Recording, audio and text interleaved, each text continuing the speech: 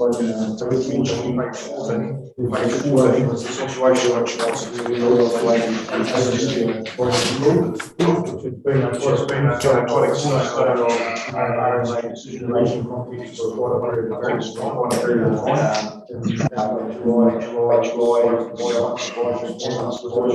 was promised with earlier report by the Parliamentary Commission for the Environment, where he questioned the way that overseer was being used, decision-making processes in applications. The Science Advisory Panel has highlighted a number of implications around overseer.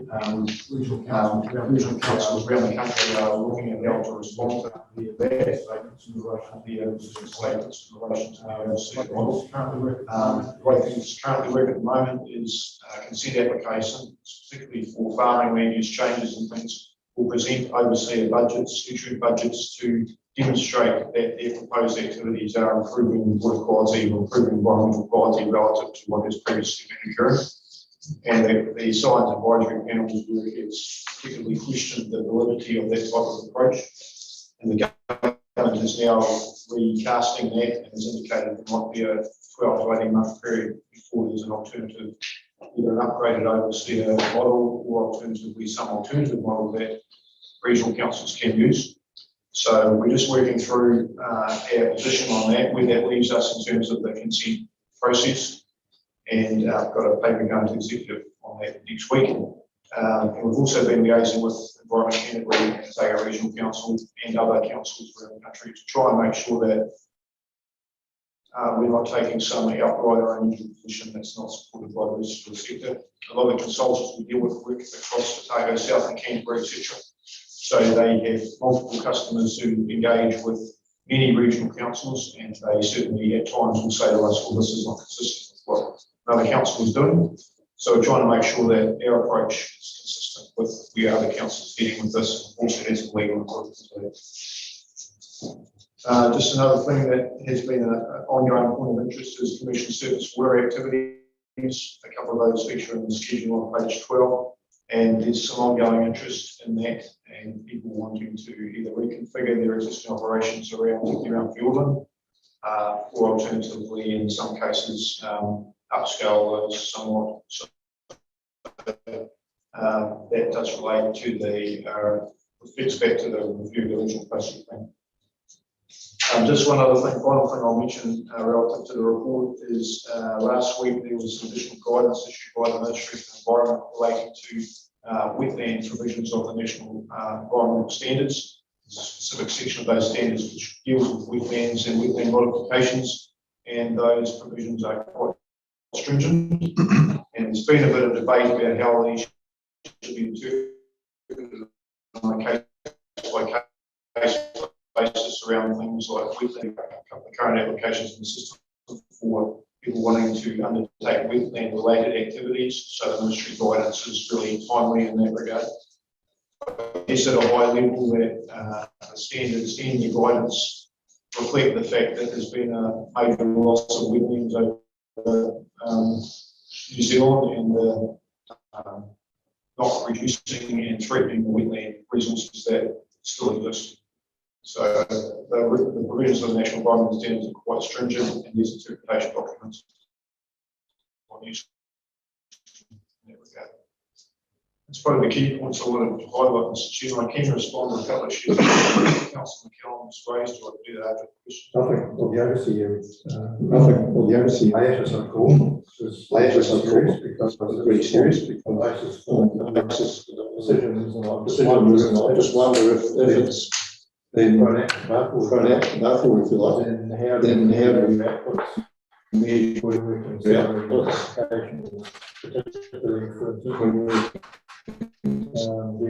considering application. There's no replacement. We knew the effect. There's no current training. Some councils have some alternative tools that they've used. It certainly does raise the importance of outlining the other mitigations and practices that they've imposed on application to mitigate their effects. So I think that it's, I think some value, at least some value in overseeing, but we don't have an alternative for the spring time, so time. generally speaking, the way councils are tending more to emphasis on emphasis consent on applications outlining. applications outlining. This is what we want to do. This is what we're proposing to do. For example, Mitigation, like construct example, like construct can be options in some cases can be or options. also the good management Or at least practices, good management practices, good management farming practices that were proposed. That's the general direction travel in the interim period, but all councils are struggling with it. Councillor McCann. Thank you, Chairman. I think, Bruce, you're quite right. Oversea is not all at all bad. It's actually got some really good features. So, and it's got some problems with it. So it works really, really well if you went around the room and looked at all of our properties, let's say rural farming, and looked at all their properties and the activity and just down to the most conservative. Really, really good at that. But what it doesn't do that well is it doesn't follow a property year by year by year that well. So I think, Mr. Chairman, we've got a tool, it may be a little bit wobbly around the edges, but it does actually give us a clear view if you're looking at farming operations or type, that will give you the best outcome, but it doesn't actually track on a yearly basis that well. With that in mind, I don't think we've got nothing tied up in our plans that I'm aware of, so we don't have that issue to deal with, but it's a tool that we can use knowing its limitations, and it is a help. It's better than nothing, and it does help us on this journey. So I agree with you, Bruce. It's the day it's the best we've got for some of the at the end things. of the day, it's the best we've got for some of the things. Thank you, Mr. Chairman. Thank you, Mr. Chairman. Just in regards the winter grazing consent first, are they yearly or do they actually continue on? I'm just aware that we're going through the process of limit setting and that, and just aware that The ones that we have issued in the growth in terms between 5 and 10 years. right. We would be unlikely to issue for longer than 10 years because some of the national environmental standard provisions have some councils are issuing shorter terms than that, but most of our consent applicants are looking for a level of certainty around not wanting to have to go through an annual process, for example. So generally speaking, we're gravitating towards between 5 and 10 years as a consent term. No, I just follow up, Mr. Chairman. Yeah, no, it would concern me because some particular areas, and obviously you'll take that into consideration, but some areas do have a problem with nitrate levels, and I'd be concerned. Yes, we haven't particularly had an application that's in a particular hot, certainly relevant to whether you grant the consent, but secondly, how long you grant the consent for, and there's a whole lot of variables out there at the moment, so it's quite a delicate balancing at the moment for consent terms around trying to give people a level of business certainty, also reflecting the environmental outcome that people are looking for, and also the uncertainty around the national framework. Thank you. Thanks, Mr. Chair. So page 14, the National Environment Standard for freshwater provisions around stock holding areas regulations 12 to 14. Can you give that a little bit more explanation as to which farms may end up being needing to come to us for a consent? So you elaborate, or you mentioned that there's some. So what might be that criteria that flips them into the? It's an interesting one. I'll circulate the versions after the meeting, but there's some variability. The standards themselves are quite prescriptive, quite important, and they put a 10 to the minus 9 permeability standard around the stock holding area. So if you have a leaky stock holding area, for example, and you came in for a new consent, then that would likely trigger a consent requirement. And this is a new provision that hasn't existed. It's not reflected in their plan. So we're putting together some guidance documents that we can help people with through this process to try and get a bit more clarity, and also been liaising with the other councils in that regard as well. The number will probably depend on, we'll probably try and give people some options it's about trying to reduce the negative impact on water quality from variation of the effluent through the stock holding area, and people have a few options that they could go through. So we're trying to direct them to a less damaging approach to where they put the stock. So is it duration that they use the pad, or is it, that's one of the factors, or is it? It's duration, and it's also that it's probably more focused on construction and permeability of the area itself. I'll circulate the standard. Jim, Bruce, I'm just wondering, there's been quite a bit of interest in the intensive winter grazing and the consenting process. I would actually quite like to see, if it's possible, what some of those consent conditions could be on that consent. I think it'd be nice to understand some of the, and I presume it's aligned very much to the post out the wood land plan around what you need to do in some framework, and then it makes it easier for compliance to come in and actually say, well, yes, you are meeting your consent. So a little bit of flavour around that would be very helpful. So, yeah, Mr. Chair, good point, and I can circulate one that we did recently for Dairy Holdings, which was a multi-farm intensive winter grazing operation. Applicant was quite cooperative in that regard. We granted the consent. It's got effectively 46 conditions attached to it, so it looks like a big suite of conditions, but that does reflect the fact that it's a reasonably large-scale operation and that we are sort of focusing on this issue pretty intensively. Some of those conditions are overseer related, so we've given ourselves some wiggle room with those previous consents. So 3 years back, we're saying you have to provide an annual overseer report every year to show that you're meeting your budgetary requirements. The new consents we've issued have given a little bit of latitude for some alternative model that may come up during the lifespan of consent, so there's some wording in that regard, but I can circulate that. Albeit that was a 5-farm operation, reasonably large scale, so if it was a smaller individual farm, we may not necessarily apply all those conditions in every instance, but they're a bit of a reference point. The reason I raise it, Mr. Ewan, is that people often ring us and say, I've got this, this, and this, do you think I should apply for a consent? And we can actually say, yes, we think you should. And these are the things that could be in the consent. So you need to be aware of there is a process and there is some real key drivers sitting in there, and they're looking for direction of behaviour. Absolutely. Yeah. Or you might find it a bit difficult if you proceed on a current basis.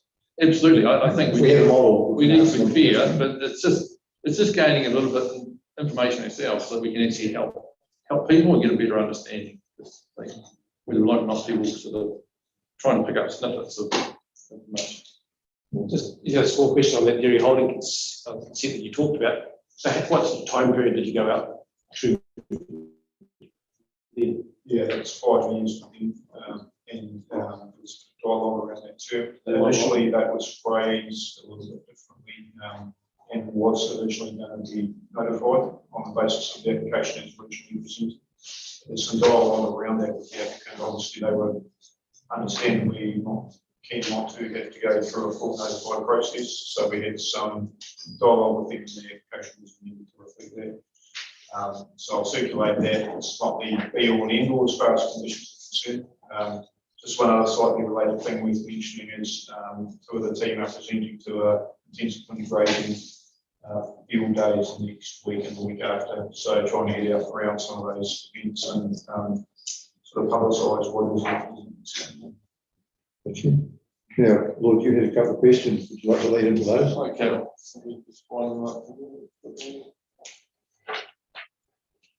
One was a holding 15 days. Yeah, I just looking through the your what's on hold, what's not, and that sort of thing. I think we expect that consents are on hold from the applicant point of view for more information, but I know there's some consents are on hold from the ES's point of view because we don't feel that we as an organisation are in a position to grant a consent, so we put it on hold. I just wanted to know whether those numbers were how you actually accommodated that within your tables of reporting to us. Yeah, Jim, that's a good question, and in particular, I think Councillor Killen's probably referring to the applications that are on hold because of the Shareholder Conservation Order over allocation situation, which has been on the last couple of days. Some workshops coming up on that. There's 12 applications in the system where the applicants have applied to review their existing consents within the period under section 124 of the Act, where they can continue to operate while their new application is being decided. Now, the process dating back, I think, about 3.5 years now, is that those applications would be placed on hold under section 92(1) because they lack an assessment by the applicant as to how they can comply with the Tarrawood Conservation Order. That's sort of an interesting approach, but that's reflected in the 44 applications on hold for over 15 working days in that schedule on page 11. So 12 of those are Tarrawood Conservation Order related applications.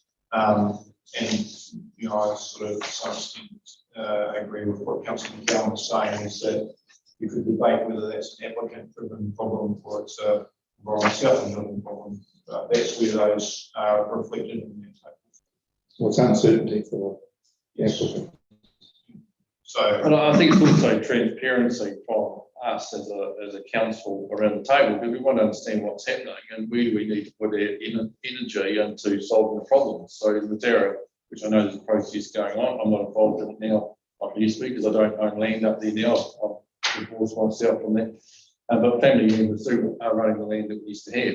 So it's understanding how we accommodate, but how do we actually move this thing forward? So those are off the table. You know, some of those are sitting around for quite a while, and the by effect of that is, while you might have continuous rights, you're not going to invest any money and have environmental improvements if you don't have certainty going forward. So we're caught I'm trying to break in a hard place, really. So everybody's trying to do the right thing, but we want to make sure the process is seamless, not actually barrier.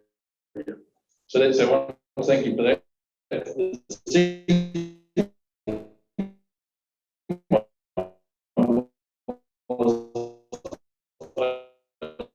Raise at the time until it was a real me. Oh, we've had a councillor to us.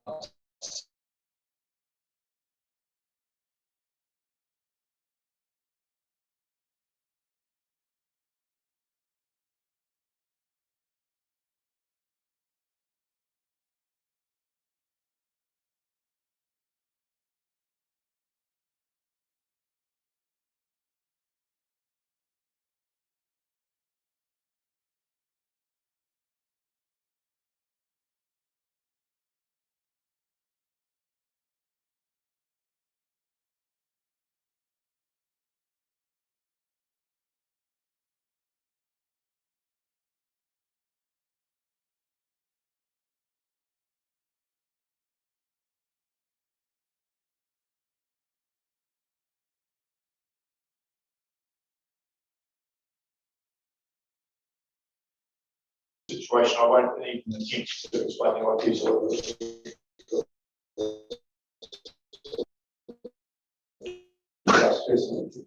But I guess one of the drivers, generally speaking, for moving to online lodgement and processing platforms for consent and efficiency.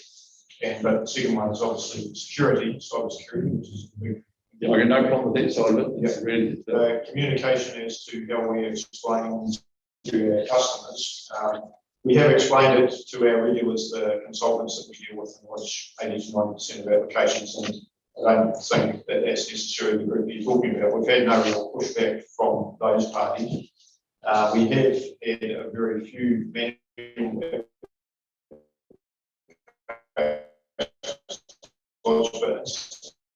we had a government did launch it. We're now processing, so people can lodge a manual application without any additional charge. Some councils preload the charging regime, so they actually charge more if people lodge manually. I'm currently doing that. So we can receive a manual application and process it and get it dealt with and decided. But we possibly, the key issue is probably articulating to our customers, maybe in an abbreviated fashion, why we've gone down this pathway. I think between the comms and the IT teams, they explain thoroughly.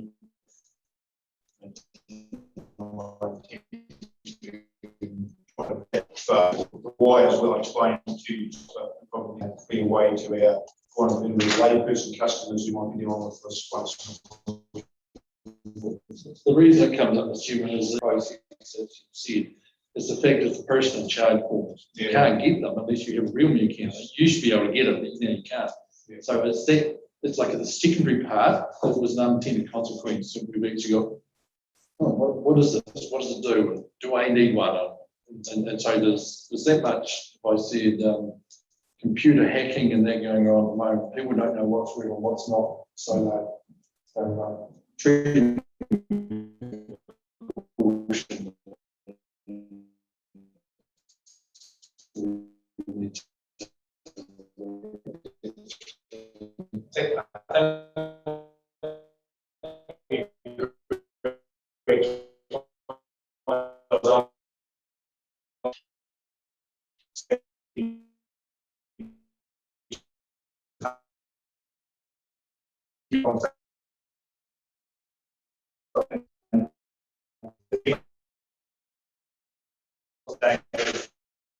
Whether it be via our website or updates, we'll do that because we don't want people to understand the technology. Thank you. Kim Hall. So as you mentioned, why, how is that going? We're getting sort of a consistent approach with some of the changes on a basis. You're through, Mr. Chairman, good question. Generally speaking, I think our regular consultant applicants are really doing really well in that space. They're covering off Tomatoes Y much more thoroughly now than they were initially because it was sort of new. It wasn't a completely new concept by any means, but the provisions specificity of it in the relevant financial policy statement and the standards was relatively new. So there's a bit of a learning curve there, but for both the consents team ourselves and the consultants, but it's getting better and better. We have got some ongoing dialogue with Whakanu Renanga and Tamarama around trying to make sure that they are getting the information that they're looking for in consent applications to enable them to assess them against cultural effects. So got a further meeting scheduled, probably it's going to be next week, it might be the week after now, with Whakanui to talk through some issues that they've highlighted to us. So trying to make sure that applicants are giving not only us the information we need, but when we refer those applications through to the Tāngata Whenua for their feedback, they've got what they need to be able to respond in time. So it's a bit of work in progress, but generally speaking, it's improved significantly. So you sort of got the stage where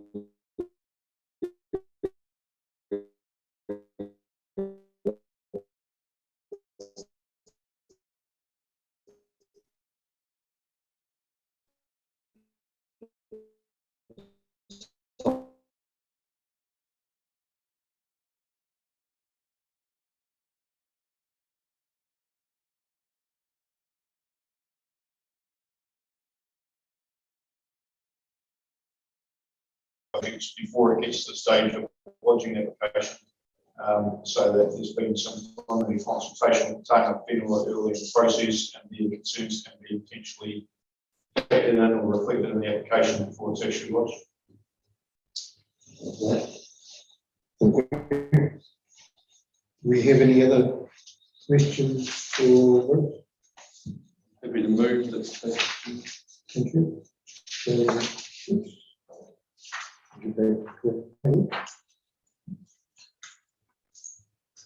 Recommendation that council resolve to note the activity performance of consents division during that period 1 June to 31 August. Thanks. Those in favour? Thank you. Thanks, Stuart. Just to follow up, I'll circulate the dairy holdings, consents point of grazing, and also the stockholding area provisions for the council information. Thank you. So item 2 is the environmental compliance division report with Ben McMurdo.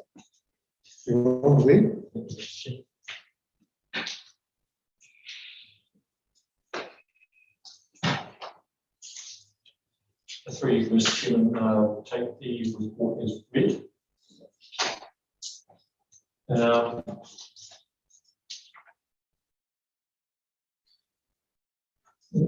regurgitating too much into it. Probably highlights that the national and local focus around intensive winter grazing this year.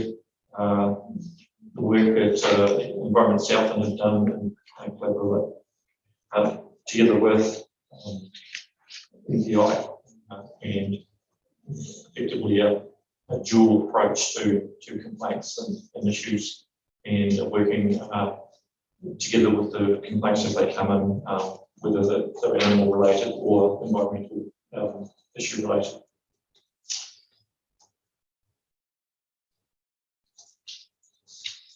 COVID-19 restrictions, obviously, like Bruce previously said, has impacted on monitoring ability since August, so the numbers of monitoring have dropped. What we get out there and monitor, so that has an impact on our numbers and what we see on the ground.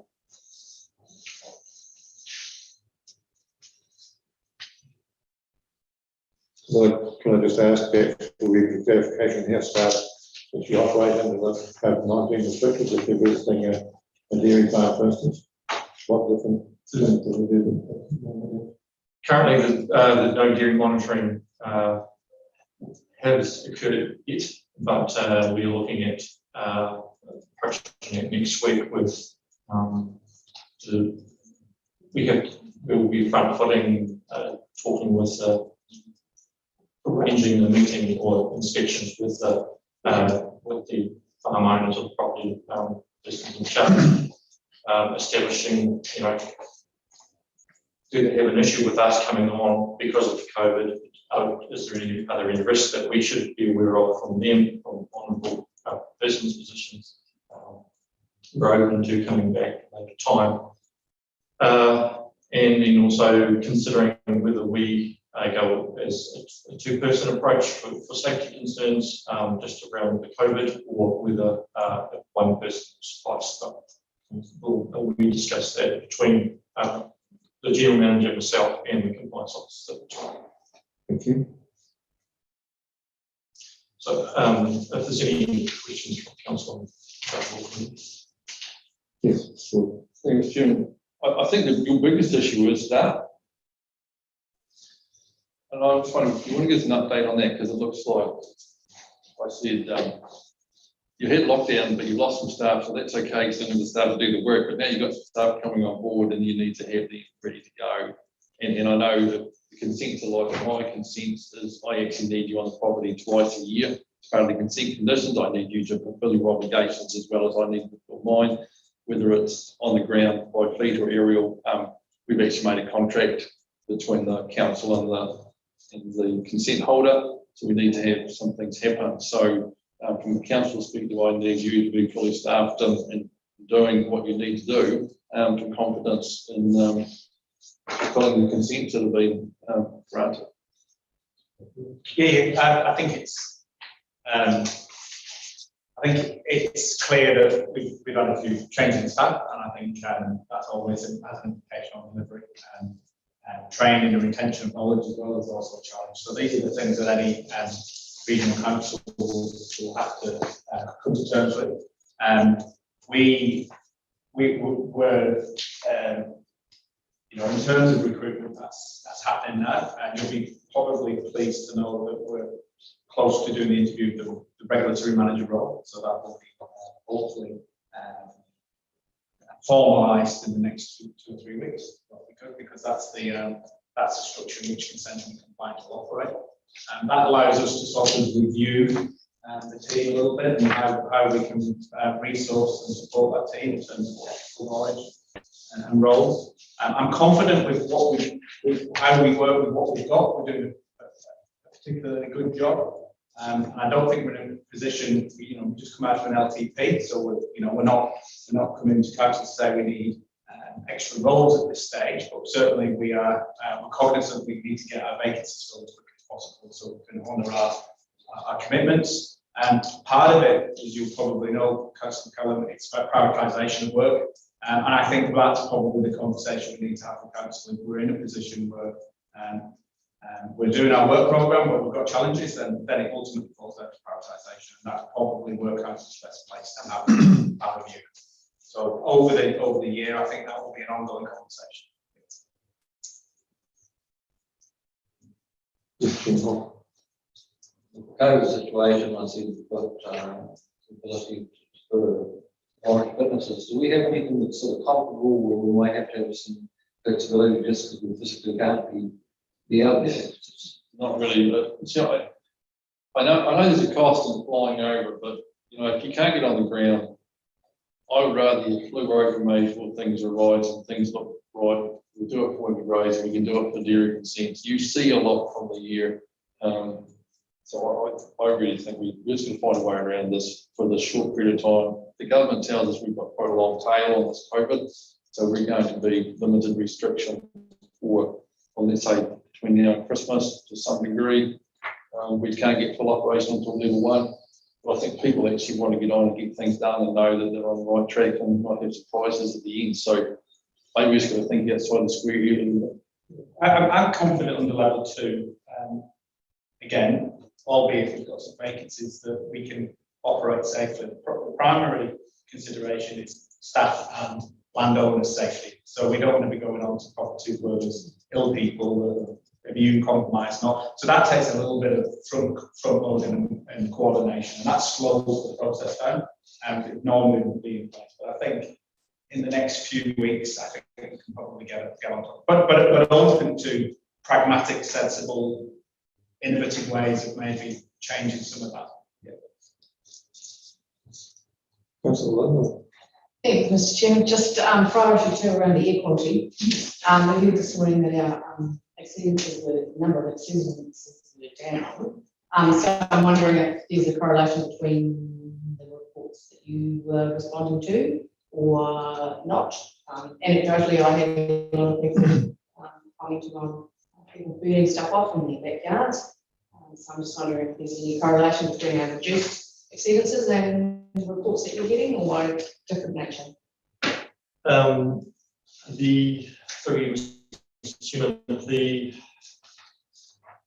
it's difficult to judge just on numbers alone, the stats are interesting from 1 June last year compared to 31st of August last year, in the same time period this year, almost almost reduction in year-related incidents. And that includes outdoor and domestic burning. However, like the report said in the paper today, we exceeded three times this year. And four. So the incidents, the majority of the incidents relate to public use. So smoke goes up to personal property, rather than occurring issue. So it's difficult. I think the issue is improving because of the nature of the business available to establish the incident and reports. Thank you. Thank you, Mr. Chairman. I'm not quite sure that's clear. Asking this question, but it's just to do with the area allocation in the tower. Quite a few holes there. And information probably relates whether to Lloyd's. Having the number of staff to actually fill those gaps. And I can see that if we aren't able to, it's going to slow the whole process down and actually working through that whole sorting that issue out. So what are your thoughts there? I mean, are we able to, because there is a lot of questions to be asked and we don't have the answers at this stage. Yeah, so I'll attempt to answer that. I think there are gaps in the well documented. I think we've been raised in the past, and I think we've come to the point where we've started, and we've at least started that community conversation. We're quite open about that now, and we're in a let's work together to design a fix sort of thing. But it comes with resource challenges, that's for sure. And I'm pretty confident that we'll you know, and I think this will be communicated to council on a regular and ongoing basis. That in terms of science and understanding the data and understanding where these things are, an ongoing process. So we will be plugging the gaps as we go along the process. But I think it's fair to say, Tanya, there'll still be questions that sometimes we just can't answer, and we just need to own that, and but be prepared to come back and say, well, hey, you know, we couldn't answer it on this day, but we've got a work stream in place. So I think it's not preferable, but I think as we go forward, it's going to get better, and those gaps will be filled. Yeah. And we're well aware that this is an organisational priority to move it along. Yes, Jim.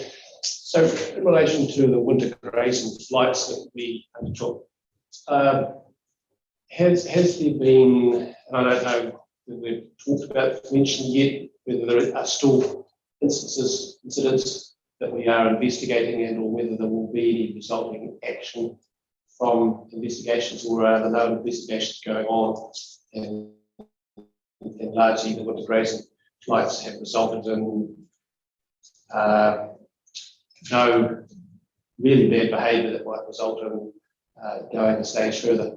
And do we need to reconsider, I guess, we talked about not flying on days of rain or just after rain. How long after rain is reasonable? Because, yeah, it's just after rain is when you see the problems. Days after rain, the problems aren't there. So at some point we might have to fly a bit closer to after rain if we're going to improve things, because otherwise we get there, there's like no problem to see, but it wasn't yesterday. And so our farmers moving, changing to ensure that, well, on the day of the heavy rain, maybe they can't control it, but what's their program processes to say that the next day after rain, things are nearly back to normal. Through Mr. Chair. So there's a few answers there. There were no significant non-compliance in relation to the flights that were identified. Some were followed up and investigated, and the outcomes have been determined. There are some that are still ongoing relating to halls, incident pollution halls related to intensive grazing, and we still continue to get those at a reduced capacity now because of the time of year. But like I got one this morning that's coming through, so it's still coming through. The strategy around intensive grazing is changing through the years, and we are looking at the strategy for next year based on what's happened this year as well, and that's still with industry and MPI, but also our own. Are we doing the right thing with our tools such as flying and the times, as you mentioned?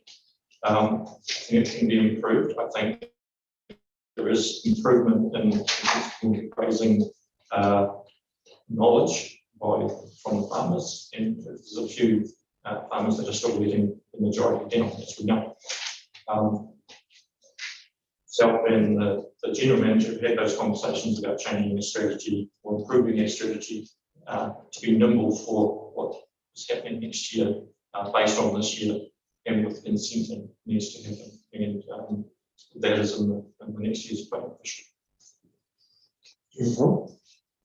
I guess just like on that one, there's probably two places we've got to focus at the moment, and we've talked about the last fight, but it's probably not technically illegal, but some people will, in the last fight might count, and it doesn't look good. And yeah, I think there is a continuing education going on, but the NES rules are still being deferred. Made a lot of progress, but there's still a little bit of progress. It was going in a couple of years ago, we will be wait till the end of the quarter.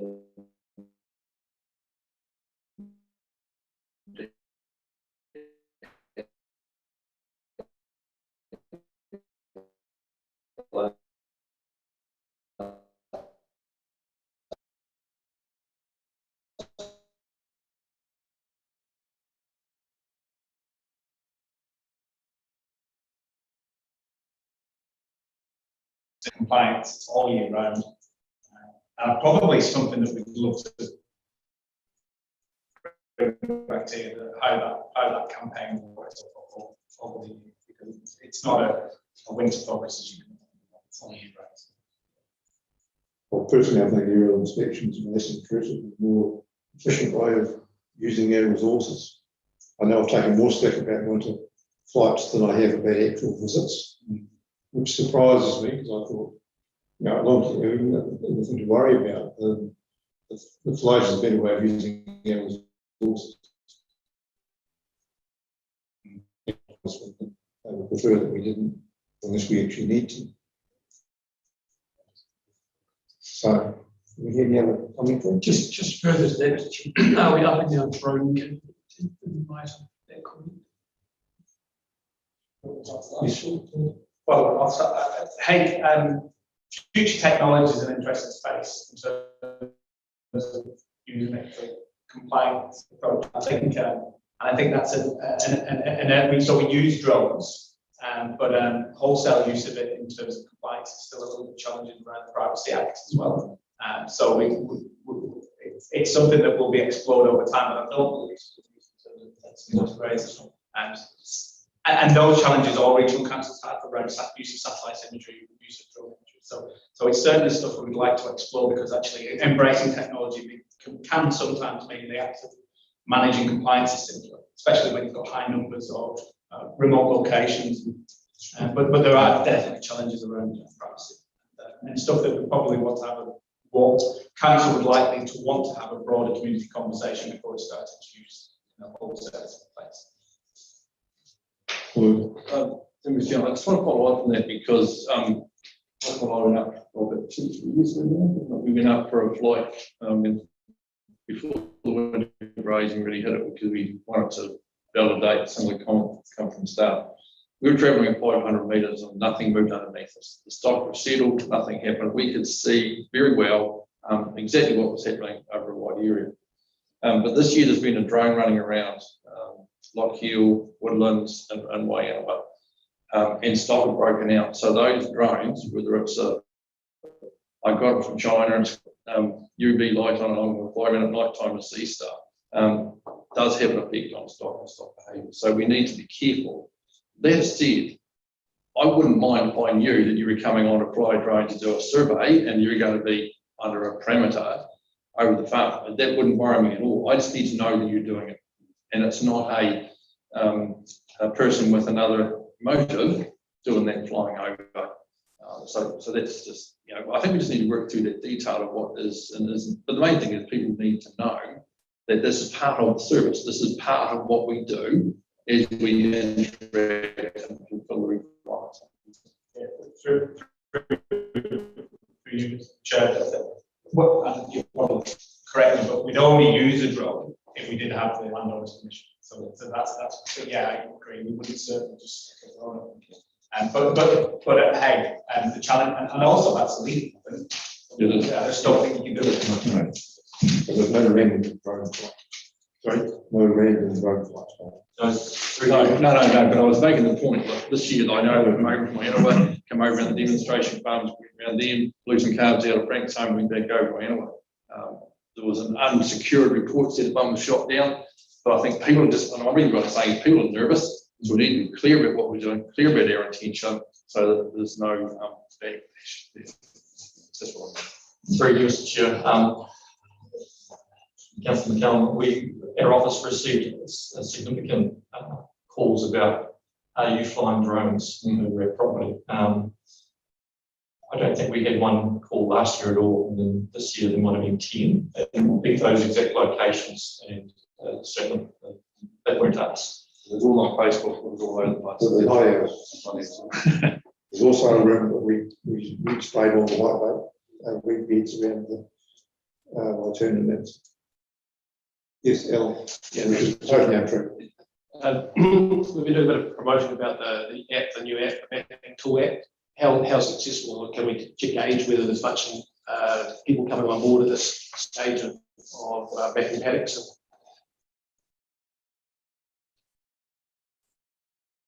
I haven't had the feedback. I understand there's some, there has been some positive feedback, but what I'll do is get you some information and pass it on to you. That's what I'm doing. Thank you, Mr. Chairman. No, at the risk of prolonging the discussion, and obviously you can't put drones over properties at the moment, but you need to talk to the sectors because I don't think the deer sector would be terribly wrapped about it. I think you'd have several breakouts. Yes. Well, we're going to be used totally carefully and sensitive. Okay, are there any more questions of the environmental compliance division? Thank you, Jim. Thank you, Councillor McCann. All those in favor, vote say aye. Thank you.